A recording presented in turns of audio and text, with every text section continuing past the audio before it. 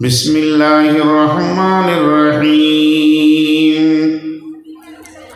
इन्नल्लाह अश्तरा मिनल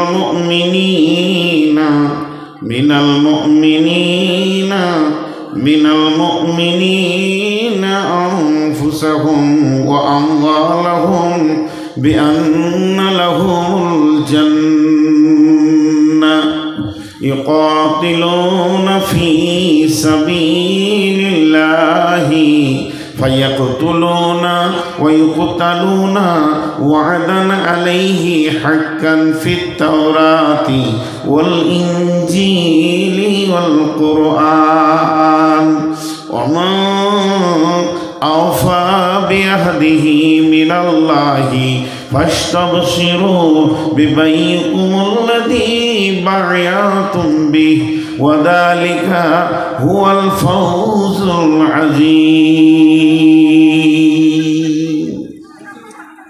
जी আমার কথা কম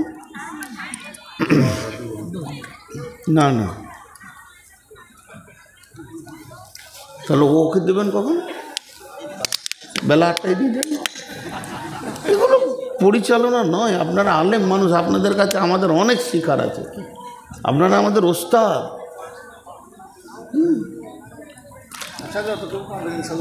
না মানে বলছি কি, ওই 12টার পর আর জালসা না করা মানা করছে আবদুল্লাহ সালাফি টালেম, যারা বড় আলিম। আমাদের ফতোয়া দিতে পারি না, জ্ঞানও নাই।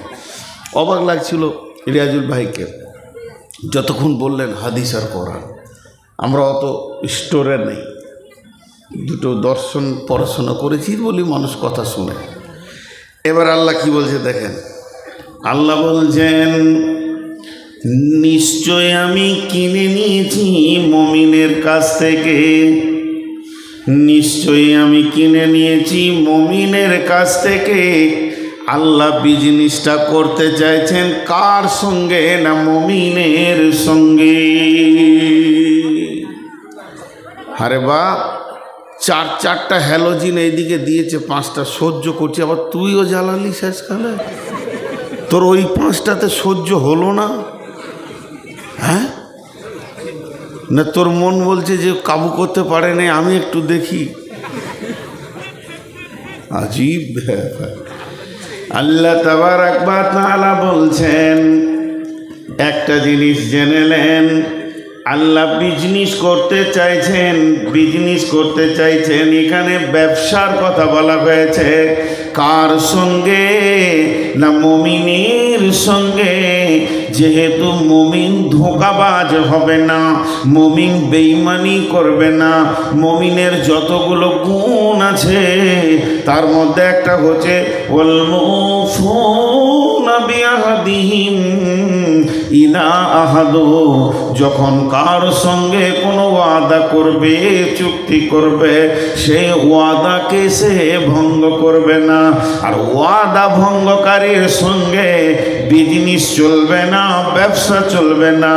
সকাল বিকালে যে লোকটা কথাকে পাল্টিয়ে দেয়, চেঞ্জ করে দেয়, মিথ্যা বলে, ওর সাথে বিজনেস করা যাবে না। এর জন্য আল্লাহ বিজনেসে নামার আগেই বলছেন, তুমি যদি মুমিন হও, তোমার সঙ্গে আমি বিজনেসে আছি। কেমন বিজনেস? আমি কিনে নিয়েছি তোমার জানকে। ইন্নাল্লাহ আশতারা মিনাল মুমিনিনা আনফুসাহুম ওয়া আমওয়ালাহুম। তোমার কাছে আমি দুটি জিনিস খরিদ করে নিয়েছি, তুমি আমাকে বিক্রি করে দিয়েছো। একটা হলো তোমার জান, আর একটা হলো তোমার মাল। এই দুটিকে আমি কিনে নিয়েছি জান্নাতের বিনিময়ে। বিআন্না লাহুমুল জান্নাহ। আমি টাকা দিব না, পয়সা দিব না, রিয়াল দিব না, ডলার দিব না, পাউন্ড দেব না, রিং দেব না, বাঁট দেব না, আমি রুপি দেব না। আমি তোমাদেরকে দিব জান্নাত। আর তোমাদের কাছ থেকে আমি 2খানা জিনিস নিয়ে নিব।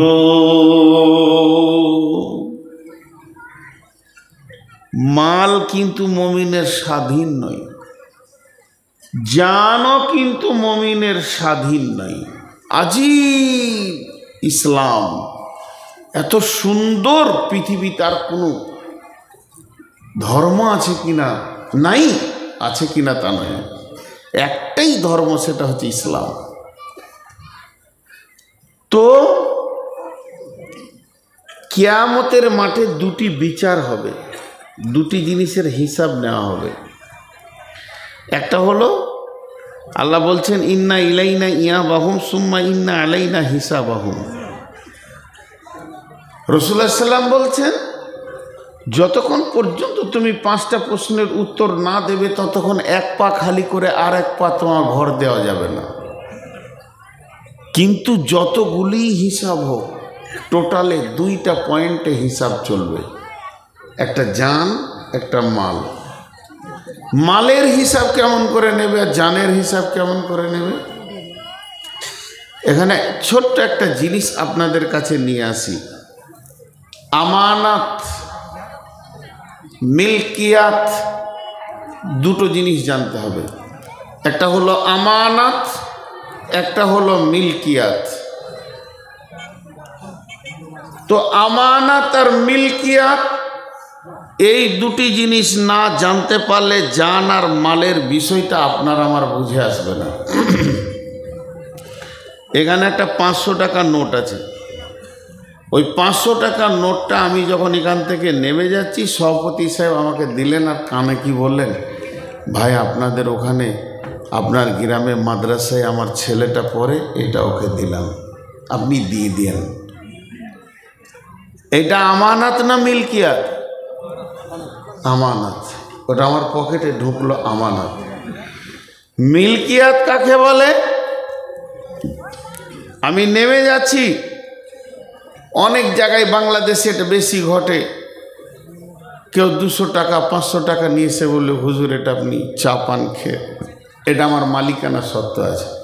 আমি চা খেলাম, বলেছো, আমি বাসে ভাড়া দিয়ে দিয়েছি। এটা হলো মালিকানা। আর আমানত, तो जिंदगी अमानत है और माल भी अमानत है, इस्लाम भी अमानत है, कुरान भी अमानत है। 4টা আমানতের কথা বললাম, তো 2টো আজকে বক্তব্য রাখবো। কোরআন আমানত।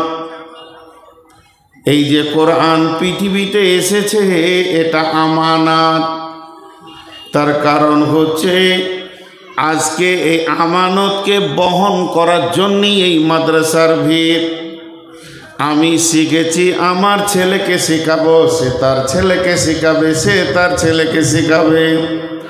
এই আমানত এই জাতিকে কিয়ামত পর্যন্ত বহন করতে হবে, বন্ধ করে দিলে হবে না। একটা চিঠি যখন পোস্টে ছেড়ে দেওয়া হয়, যতক্ষণ পর্যন্ত সেই চিঠির মালিকের প্রাপকের কাছে না পৌঁছায় ততক্ষণ পর্যন্ত পোস্ট অফিসওয়ালারা আমানত বহন করে। তেমনি কোরআন হলো আমানত, দিন ইসলাম আমানত। আমার কাছে দিনের জ্ঞান আছে, ইসলামের জ্ঞান আছে, হালালের জ্ঞান আছে, হারামের জ্ঞান আছে।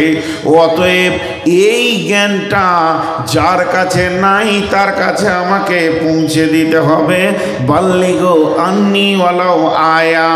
নবীজি বলছেন যদিও তুমি একটি আয়াত জানো, সেটাকে তুমি আরেকজনের কাছে ট্রান্সফার করে দাও। যদি তুমি না দাও, আমানতের খিয়ানতি করলে, আমানতের খিয়ানতি করলে যে গুনাহ হবে তোমার সেই গুনাহ হবে। দুটা তো সহজ করে বুঝিয়ে দিলাম। নাম্বার 3, এটা একটা বোঝাতে কষ্ট, কতটা বোঝাতে পারবো আমি জানি না।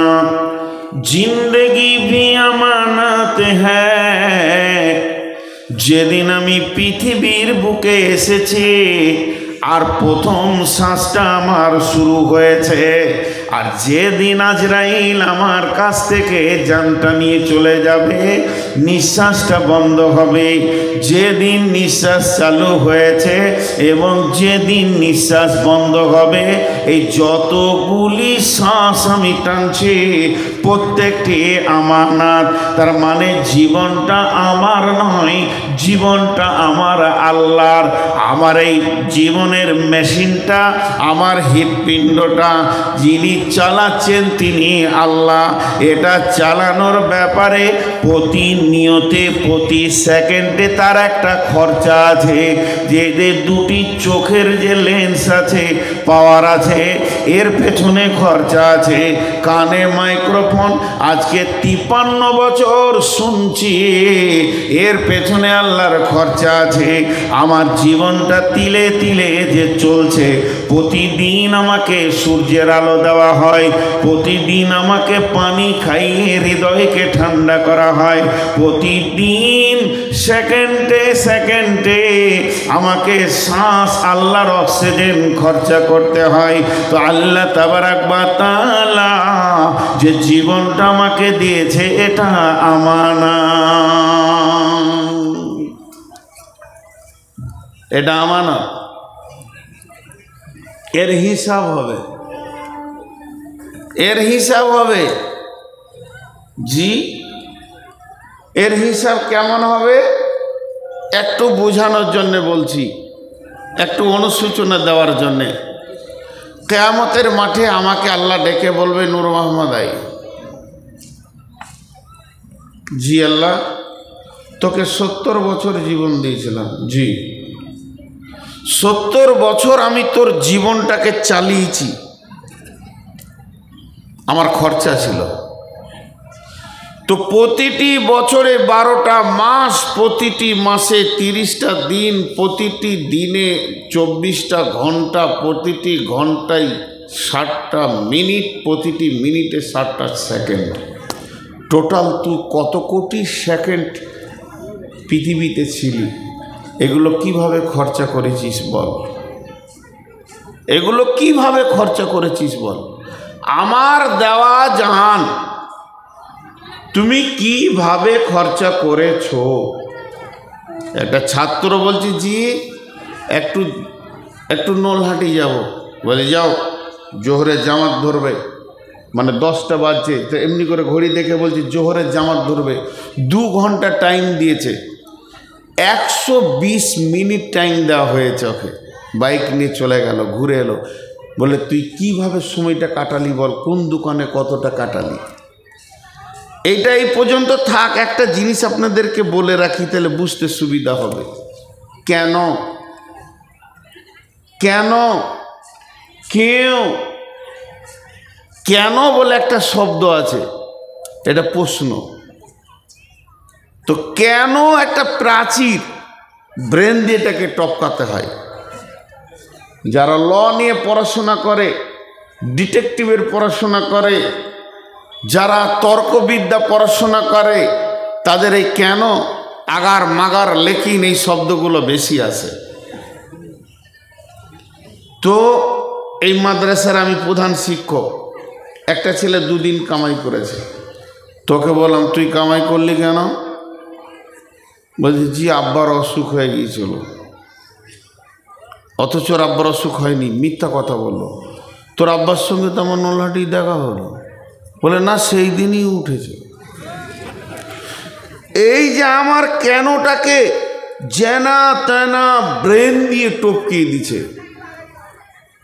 জেনেলেন পৃথিবীর বুকে যত বড়ই বিচক্ষণ ব্রেনওয়ালা হোক না কেন, তার কেনটাকে টপকিয়ে পার হয়ে যাওয়া অতি সহজ। এমন ধ্রুব মিথ্যা বলে দিব, আজকের জালসায় আমি এলাম না, কোনো প্রয়োজন নাই মনে করে শুয়ে গেলাম। কমিটির লোক কাল সকালে বলছে আপনি এলেন না কেন? মিথ্যা করে বলে দিলাম আমার অমুক মারা গেছে। হালাকে কেউই আমার মরেনি, এরা বুঝে নিল আমার দোষ ত্রুটি চাপা পড়ে গেল। তবে বিশ্বনবী বলেছেন 2টি কথা, তার মধ্যে একটা হলো, হে আমার উম্মত, আল্লাহ যখন হিসাব নিতে শুরু করবে, আল্লাহ যখন হিসাব নিতে শুরু করবে, আল্লাহ যদি একবার কেন বলে দেয়, আল্লাহর মুখ থেকে যদি একবার কেন শব্দটা বেরিয়ে যায়, তাহলে পৃথিবীর কোনো ব্রেন নাই যে ওই কেনটাকে জানা মেনা করে বুঝিয়ে দিয়ে পেরিয়ে যাবে। আল্লাহ কেন বলেছে, উম্মত তোমাকে বুঝে নিতে হবে আমার ঠিকানা জাহান্নাম হয়ে গেছে। আল্লাহর মুখ থেকে কেন বেরিয়েছে মানে 100% তুমি জাহান্নামী, আর বেশি বুঝাতে যেও না। হলো, এটা একটা বলে রাখলাম। এবার ধরেন বুঝানোর জন্য বলছি, আল্লাহ বলছে নূর মোহাম্মদ তোর হিসাব লিব। হিসাব শুরু হলো, আজকের ডেটের হিসাবটাই লিছে 17 ফেব্রুয়ারি 2024। কি করছিলি? সকালে উঠলাম, ফজরের সালাত পড়লাম, এক পারা কালাম পাকের তেলাওয়াত করলাম, তারপরে সামান্য চা খেয়ে বিস্কিট খেয়ে একটু লেখাপড়া করলাম। আল্লাহ বলছে চল আগেবার। এরপরে একটু মাঠের দিকে গেলাম, মসজিদে কাজ চলছে দেখলাম, দেখতে গিয়ে জোহরের আজান হয়ে গেল। আল্লাহ বলছে চল আগেবার। জোহরের সালাত পড়ার পর খাওয়া দাওয়া করে একটু রেস্ট নিলাম, আর রেস্ট নেওয়ার পর আসরের আজান হলো, তখন উঠলাম, আসরের নামাজ পড়লাম। আসরের নামাজ পড়ার পর একটু চায়ের দোকানে গেলাম, চা খাওয়ার ইচ্ছা হলো। আল্লাহ বলছে চল আগেবার। চা খেতে গিয়ে 20 মিনিট সেখানে সময় লেগেছে। চা ছিল না, চা বানিয়ে আমাকে দিল। 20 মিনিট চা খাওয়া হলো। আল্লাহ বলছে তারপরে, বলে চায়ের দোকানে বসে বসে ভ্যাদ ভ্যাদ করে বকতে শুরু করলাম। আল্লাহ বলে দিলে কেন? তার নবীজি বলছে জেনে নাও, তোমার জিন্দেগির হিসাব আর আগে পিছে নিতে হবে না, এখন তোমার ঠিকানা হয়ে গেছে জাহান্নাম। তার কারণ প্রত্যেকটি কালেমাওয়ালা যে কালেমাকে সাক্ষী দিয়েছে, আল্লাহকে মাবুদ বলে মেনে নিয়েছে, ওকে প্রত্যেকটি নিঃশ্বাস, প্রত্যেকটি কদম এবং প্রত্যেকটি পা, প্রত্যেকটি নজর আল্লাহর জন্যে হতে হবে। এতটুকু পদস্খলন ঘটলে হবে না। আল্লাহকে আমরা বলে থাকি বিসমিল্লাহির রহমানির রহিম, ইন্না সলাতি ওয়া নুসুকি। আমার সলাত, আমার নামাজ, আমার কোরবানি মানে প্রেম প্রীতি ভালোবাসা, এটাও তর্জমা নেওয়া যাবে।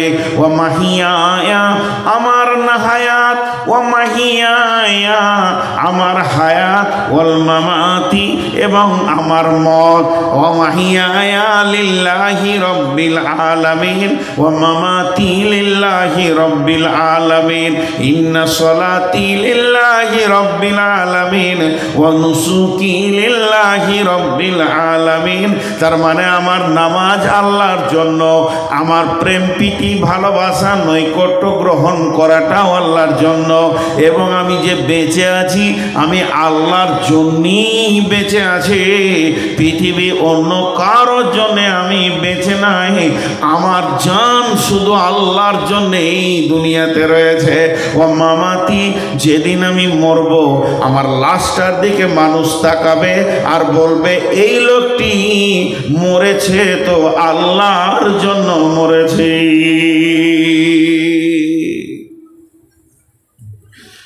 আল্লাহর জন্য বাঁচা আর আল্লাহর জন্য মরা অনেক কঠিন।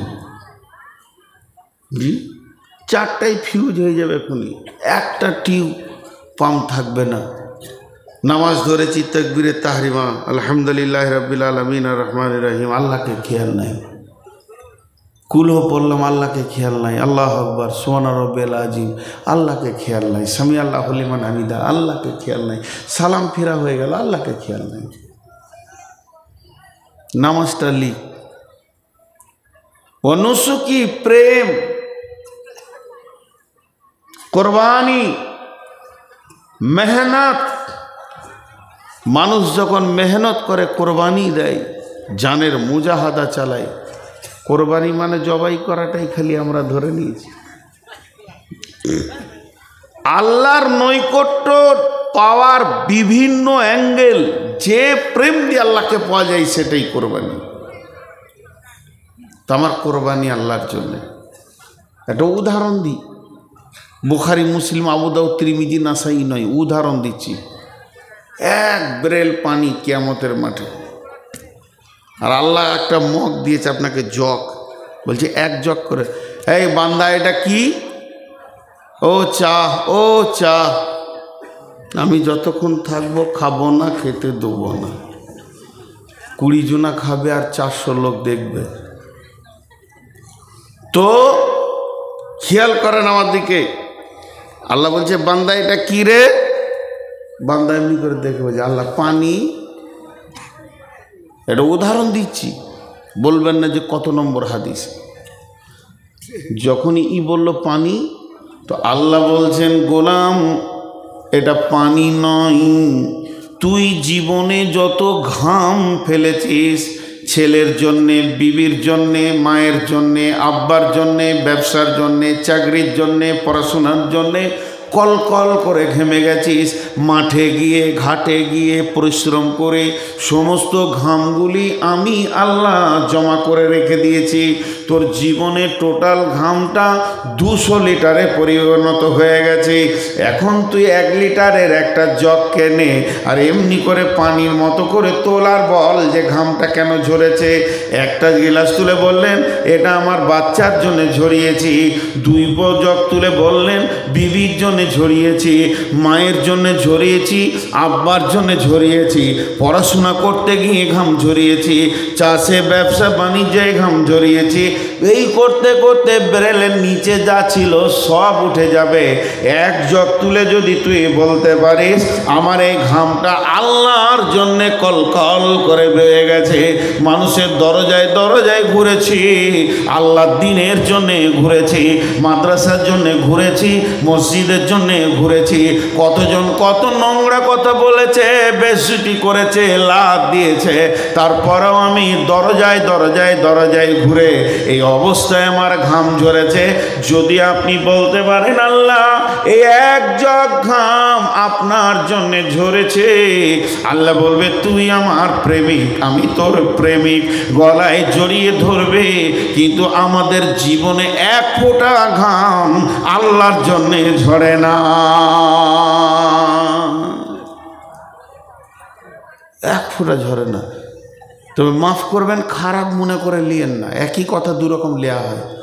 কিছু মৌলানা আছে ওসরের সিজনে, ফেতরার সিজনে কি কষ্ট করে, কি কষ্ট করে। আমি 6 বছর কালেকশন করেছি মাদ্রাসা, ইসলামপুরের কালেকশন করেছি। দুঃখগুলো বলার নেই। কাটোয়ার এলাকায় একটা গায়ের নাম বলবো না, ইউটিউবের যুগ, কালেকশন করতে গেছি, তা আমাকে বলেছে কাজ করতে 10 টাকা দিব। ছেলে মানুষ ছিলাম। একজন বিখ্যাত আলেম এখন রিয়াদে আছে, সৌদির বুকে, আমাদের আইল হাদিসের মধ্যে। বীরভূমে একটা বাস স্ট্যান্ডে, আমি নাম করব না কোনো জায়গায়, ঝরঝর করে কাঁদছেন। আমি ওনাকে ওস্তাদ মনে করি। ওস্তাদ কি হলো? হ্যাঁ বলে চল, কোনো রকম বের করতে পারলাম না। শেষকালে হালকা এটুকু বলল যে ভাই এই কাজটা বড় মুজাহাদার কাজ, মানে কেউ আঘাত দিয়েছে। আর একটা সত্য ঘটনা শুনেলে আল্লাহ ছাড়ে না, আল্লাহ ছাড় দেয়, ছেড়ে দেয় না। কিছুদিনের ছাড় দেয়, ছেড়ে দেয় না। এই হানাফিদের ভিতরে একটা মুফতি সাহেব কালেকশন করতে গিয়েছ, কালনা, গায়ের নাম বলবো না, এরকম পেট উঁচু হয়ে আছে, যে ধানের মালিক, মোচ, দাড়ি নাই, নামাজ নাই, 50-60টা লোক কাজ করছে। খালি মুফতি সাহেব এতটুকু বলেছেন মাদ্রাসার ছাদের কাজ চলছে, একটু ধরে দেন। খ্যাঁচ খ্যাঁচ খ্যাঁচ খ্যাঁচ করে বেজ্জতি, একদম নোংরা নোংরা খিস্তি করে গালি দিল। উনি ঝরঝর করে কাঁদতে কাঁদতে বেরিয়ে গেলেন। এরা বলবে আল্লাহ তোমার জন্যে ঘাম ঝরিয়েছে। উনি বেরিয়ে গেলেন, আর আল্লাহর কেমন সাজা দেখেন। ছেলেটাকে বলছে গাইটা নিয়ে গায়ে গায়ে দুধ দোয়াবে, গায়ে দুধ গালবে, দুধ দোয়াবে, বের করবে। এমনি করে হাঁড়িটা নিয়ে বসেছে। আল্লাহ গাইটাকে বলছে মার, চোপাতে মার, জীবনে মারে নাও গায়ে, এমন এখানে মেরেছে, এই হার এখানে পৌঁছে গেছে। ৭৫,০০০ টাকা খালি অপারেশন খরচা পিজিতে, ২৭ দিন এরকম বাঁধা ছিল। ফিরে এসে মুফতি সাহেবের পায়ে ধরেছিল, অন্যায় কথা বলেছিলাম তার জন্য আল্লাহ সঙ্গে সঙ্গে দিয়েছে। ভাইরা আমার, তাহলে জিন্দেগি আমানত, এটা আল্লাহ কিনে নিয়েছেন, এবার এটা আল্লাহর রাস্তায় ব্যয় করতে হবে। আল্লাহ তাবারাক ওয়া তাআলা বলছেন, ও রাসূলুল্লাহ সাল্লাল্লাহু আলাইহি সাল্লাম বলছেন, সাবাতুন দিল্লাহুমুল্লাহু ফি দিল্লিহি ইয়াউমুল লা দিল্লা ইল্লা দিল্লুহু, ইমামুন আদিলুন সাবুন নাশা ফি ইবাদাতিল্লাহ। ওই যুবক যে যৌবনকালটা আল্লাহর জন্য ক্ষয় করে দিয়েছে, ওই যুবতী যে যৌবনকালটা আল্লাহর জন্য ব্যয় করেছে, আমার নবী বলছেন, উম্মতের রে, তোমার রিজার্ভেশন হয়ে গেছে, বুকিং হয়ে গেছে। কঠিন কিয়ামতের দিনে তোমাকে আর রোদে দাঁড়িয়ে নাফসি নাফসি করতে হবে না, তুমি আল্লাহর রহমতের ছায়াতে একটা সিট পেয়ে গেছো, তোমার বুকিং হয়ে গেছে।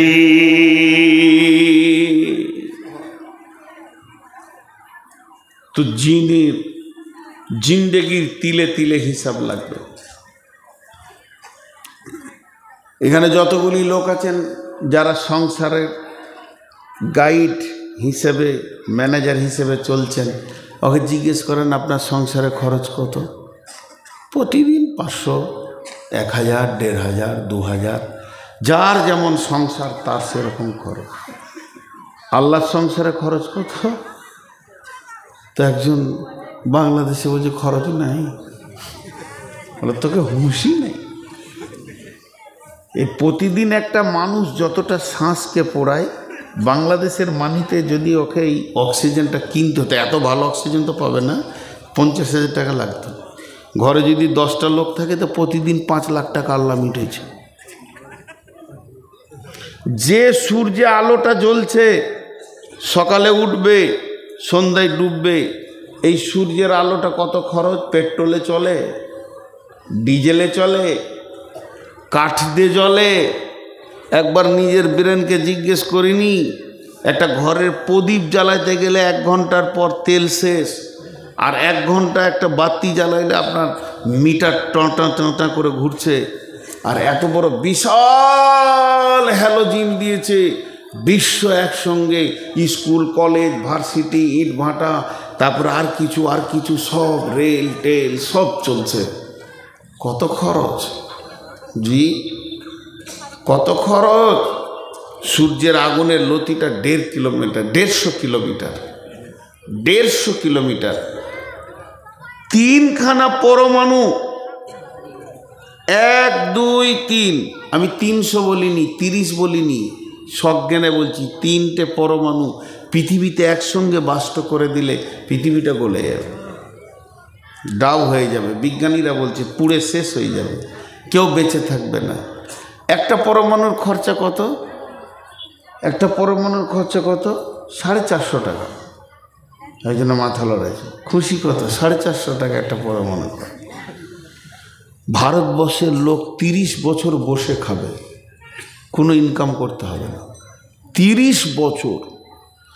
এবার বলেন কত খরচ? এই ভারতবর্ষের লোক 125, 30, 40 কোটি যায় আছে। এই লোকগুলি 30 বছর কোনো কাজ করবে না, বসে বসে খাবে। যে খরচাটা হবে ওতে একটা পরমাণু তৈরি হয়ে যাবে। এবার বিজ্ঞানীরা বলছেন আমরা সূর্যের কাছে যেতে পারছি না, আমার রব সূর্যটাকে জ্বালাচ্ছে পরমাণুকে বাষ্ট করে করে। আমরা যতটুকু ক্যামেরাতে পেয়েছি, প্রতি মিনিটে নয়, প্রতি সেকেন্ডে ওই সূর্যের মুখে 1.5 লক্ষ পরমাণু বাষ্ট হচ্ছে, তবেই এই আলোটা জ্বলছে। যদি সেকেন্ডে 1.5 লক্ষ হয়, মিনিটে কত হবে? মিনিটে যত হবে ঘন্টায় কত হবে? আমরা 12 ঘন্টা আলো পেয়েছি, 12 ঘন্টা অন্য দেশ পাচ্ছে, 24টা ঘন্টা আল্লাহ এটা তার সংসারে তার মেহমানদের জন্যে খরচা করছে। তারপরে আল্লাহ বলছে তোর জানটা আমার, তোর নয়। তোকে আমি এতগুলো উপকরণ দিয়ে দিয়ে বাঁচিয়ে রেখেছি। হে মুসলমান, একবার ভেবে দেখ তোকে আমি কেমন করে তৈরি করেছি। হাল আতা আলাল ইনসানি হিনুম মিনাদ দাহরি লাম ইয়াকুন শাইয়াম মাযকুরা ইন্না খালাকনাল ইনসানা মিন নুতফাতিন আমসাজিন নাবতালিহি ফাজআলনাহু সামিয়াম বাসীরা।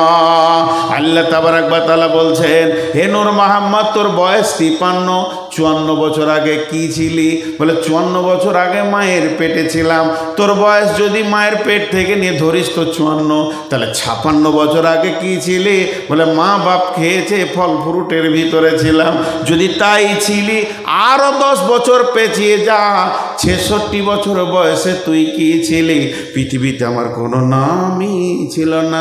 কোরআন বলছে লাম ইয়াকুন শাইয়াম মাযকুরা, লাম ইয়াকুন শাইয়াম মাযকুরা, লাম ইয়াকুন শাইয়াম মাযকুরা। হাল আতা আলাল ইনসানি হিনুম মিনাদ দাহরি। এখানে গরু বলেনি, ছাগল বলেনি, মহিষ বলেনি, ফেরেশতা বলেনি, জিন বলেনি, পার্টিকুলার একটা প্রাণীর কথা বলেছেন, ইনসানি। হাল আতা আলাল ইনসানি, মানুষের ওপরে একটা লম্বা জীবন পেরিয়েছিল, তখন তাকে কেউ চিনত না, তার নামে কোনো খবরই ছিল না।